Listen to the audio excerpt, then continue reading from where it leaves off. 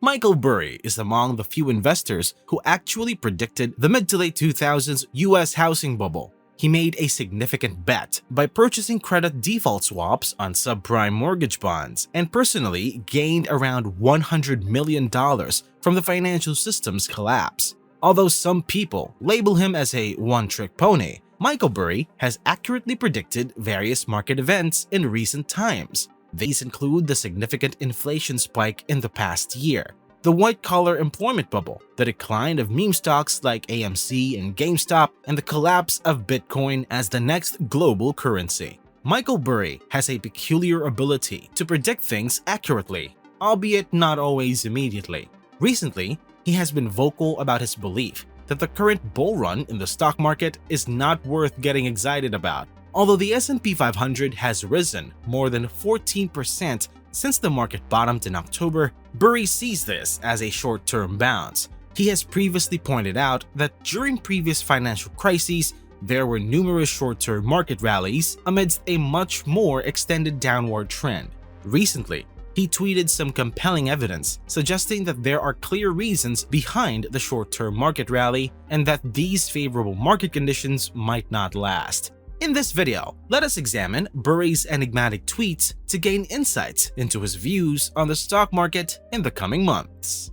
Michael Burry has taken to Twitter once again, this time to discuss a significant reason why the anticipated drop-off in the stock market has not yet materialized. On March 30th, he sarcastically commented on the lack of a buying the effing dip generation since the 1920s, highlighting the ongoing inflows into the stock market despite the weakened economic conditions and poor corporate earnings reports. Despite Burry's anticipation of a market decline, it appears that investors are still eager to buy into the market when it dips. Burry's point is evident in the chart that he shared on Twitter. The chart shows the S&P 500's average return on the day following a market drop, with the x-axis representing years and the y-axis showing the returns. This chart is significant because it indicates whether a market decline generally leads to optimism or pessimism.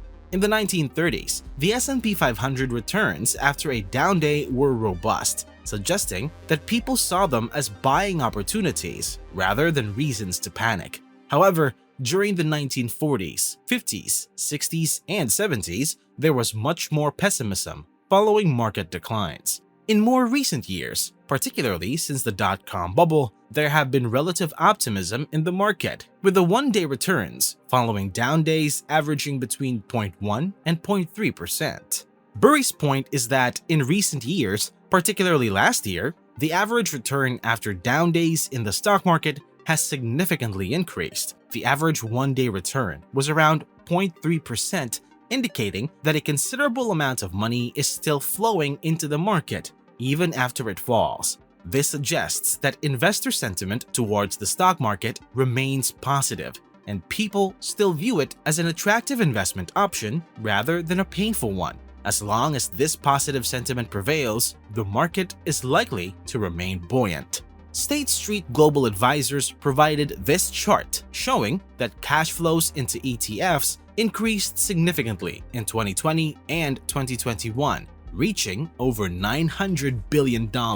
Interestingly, despite rising interest rates and inflation throughout 2022, inflows remained strong at $589 billion. This indicates that there was still plenty of money flowing into the market, which supports Burry's reasoning that investor sentiment towards the market has not changed much. The article shows that the high cash inflows into the market may be dwindling, as seen in the chart that shows weak inflows to the start of 2023, the lowest since 2019. This could indicate that the buying the effing dip mentality that Michael Burry has talked about may be diminishing. The article notes, quote, stock and bond funds had inflows 85 and 90 below their long-term monthly averages respectively. Meanwhile, commodity, specialty, and alternative funds had combined net outflows. The subdued February flows, combined with below-average flows in January, have led to one of the weakest starts to a year ever. The two-month total of $49 billion is the worst two-month start to the year since 2019. Back then, the market was mired in a drawdown and the Fed was raising rates, not unlike today. According to Burry, investors may have temporarily supported the market by purchasing the dip, but this effect is likely to decline soon. This argument is reinforced by recent trends in consumer spending and savings, coupled with the ongoing increase in interest rates. As interest rates rise, individuals have less disposable income, and debts like mortgages and car loans become more expensive to manage. Additionally, inflation is currently high, further driving up the cost of living and leaving very little money for other expenses. At present, the personal savings rate in the US is considerably low, which means that on average, Americans do not have surplus cash to invest. Additionally, with the imminent tightening of credit as a response to recent bank shocks, there will likely be reduced borrowing, which could further restrict cash inflows to investments. This evidence suggests that the buy-the-dip mentality that has been prevalent in recent years may soon come to an end,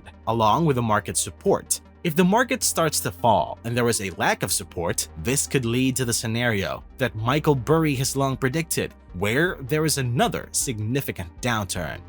Last year, through his tweets, he referred to the market rebound as a dead cat bounce and predicted that we have only made halfway progress towards the downward slope. He likened the current situation to the midpoint rally seen during the S&P 500's decline in 2001. Additionally, he observed that it took over a decade to prepare for the current crisis, and thus it is unlikely for everyone to exit within a year. This suggests that if the market starts to fall over the next year, it could lead to an extended downturn if cash inflows turn into outflows. As investors, there may not be a lot to take away from Michael Burry's predictions. While it is interesting to follow his thoughts and opinions on the market, we should remember that this type of information should not impact our own investing decisions. For passive investors, their strategy is to put the dollar cost average into an index with no regard for the current state of the market. They tend to stick to their strategy and continue investing for decades, regardless of market conditions. Therefore, Burry's opinions may not significantly change the actions of passive investors. But for active investors, Michael Burry's short-term market predictions are unlikely to have a significant impact. Active investors focus on individual businesses that fall within their cycle of competence and buy them at reasonable prices. This strategy does not require any market analysis. While understanding economic conditions can be helpful, macroeconomic analysis and stock market predictions add little value to what active investors are doing. In fact, one could argue that they do more harm than good. The crucial aspect is to be a runner, not to contemplate whether it is an excellent time to go running. It's essential to remember that someone like Michael Burry is playing a different game than most of us. Although he is undoubtedly a value-minded investor, his 13F filings reveal that he acts more like a trader than a long-term investor. If you look at his 13F history, there's no discernible pattern. He seldom holds a position for more than 3 months and occasionally places short-term option bets on market performance. In contrast, if we examine Warren Buffett's 13F filing, we see very little change in his quarterly filings. While both Burry and Buffett are value-oriented investors, Buffett's focus is on buying a business and watching it compound for 10 years. On the other hand, Michael Burry concentrates more on exploiting short-term mispricings over weeks or months. While this type of investing may appeal to some, it may not be a wise choice for most of us. But what do you think? Are you gonna follow Michael Burry's lead on this one? Comment your thoughts below. Thank you so much for watching. If you haven't already, hit the like button, subscribe to the channel, and turn on notifications to stay up to date with our latest uploads.